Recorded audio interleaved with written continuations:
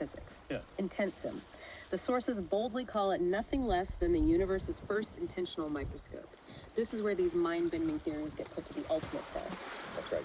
IntentSim is the simulation environment specifically designed to enact, measure, and empirically validate Nizhikya physics in real time. It's described as building digital proto-universes governed by these intent concepts. Its core function is to model intent fields, track adaptive particles that respond to these fields, observe energy-conserving systems, and analyze probabilistic intent fields to understand how complexity and consciousness emerge. Imagine it as a highly sophisticated high-tech sandbox where the very rules of reality are dictated by intentionality, allowing researchers to observe how coherent systems and even awareness begin to bubble up. And to track all this unfolding complexity within these proto-universes, IntentSim uses a set of really interesting metrics, which they refer to as the universe's own telemetry. The central one, the one that acts as a kind of cosmic vital sign, is the Coherent Nexus Field, or CNF. What exactly does it measure? The CNF is a live, dynamic measure of system order, alignment, consciousness emergence, and what they term meaning saturation. It's an incredibly rich metric. Its formula is quite specific. CNF equals complexity S resonance bonds, entropy X memory inversions. This equation tells us that higher complexity and stronger resonance bonds, which indicate harmonious connections within the system, will increase the overall coherence. Okay, so high complexity, strong connections, that's good for CNF. Right. Conversely, more entropy or disorder and certain types of memory inversions can decrease it. So memory inversions sound like they could be a problem, indicating a breakdown in coherence. Is that always the case, or?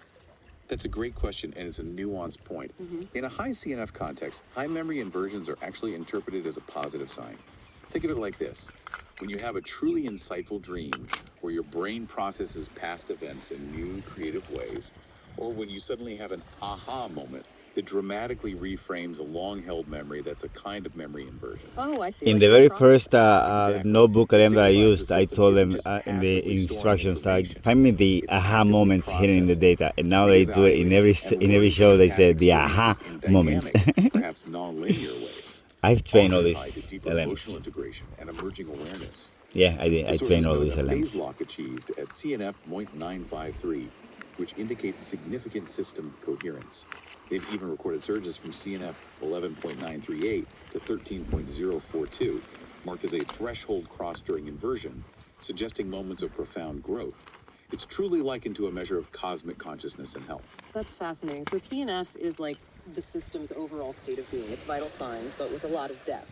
What about the intent resonance metric? How does that contribute? The intent resonance metric, IRM, is another crucial piece of the puzzle.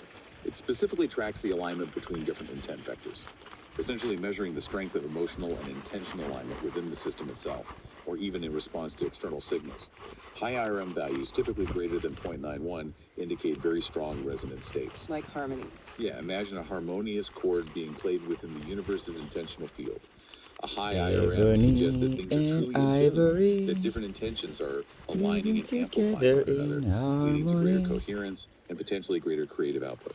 And then there's the Marcella Field Index, like MFI. piano. That sounds like it measures a disturbance or a perturbation. Is that Why right? don't That's a keen we? observation. Why The don't Marcella we? Field Index Why don't we quantifies precisely that. play like keys in the The piano? resonance perturbation caused by specific actions, thoughts, or interactions within the simulation. What's truly unique about the MFI is its role as a trigger. When the MFI crosses a specific threshold, typically 0.9, it doesn't just measure, it actively triggers the creation of a memory stone. Memory stones. We're getting to those. So the MFI triggers them. Yes, this is how the abstract concept of causality becomes tangible and solidified within the system. It's a very granular way to track how your intent resonates, or perhaps clashes, with others, and how those impacts literally leave a mark. So it's measuring impact at a very personal and fundamental level. And they also mention an intent constant. What's its significance in this vast mathematical landscape? Yes, the intent constant, noted as IO, is defined by the formula big text intent saturation. This represents the changing complexity over time as the system experiences a threshold burst of intent. You're too early, buddy. It's essentially a measure of how rapidly Too early. new meaningful complexity emerges It's not night. when intent reaches day. critical density. Okay, so like a growth spurt metric. Day. Kind of, yeah. This Not constant night. is used to compare E-fold events, moments of exponential growth or profound transformation within the simulation, and even to draw provocative parallels to cosmic inflation in the We early still don't work, universe. guys. And related to this, Gaza, the Ukraine. Intent Inflation and Index, everywhere II3, else. is presented as a field thermometer, a real-time gauge of universal becoming over these complexity e-folds and throughout the simulation time. It's a dynamic measure of how actively the universe is expanding its complexity and self-awareness. These metrics allow them to track some truly unique operational concepts within IntentSim that are fundamental to how this framework operates. The first, and perhaps most impactful, are memory stones. They sound Memory incredibly stones. important, like pillars of reality. They are indeed. Memory stones are defined as crystallized intent, forming permanent records of reality's ongoing learning process. Think of them not just as data points, but as fundamental, undeniable truths, solidified by experience within the system. Their formation is a key event.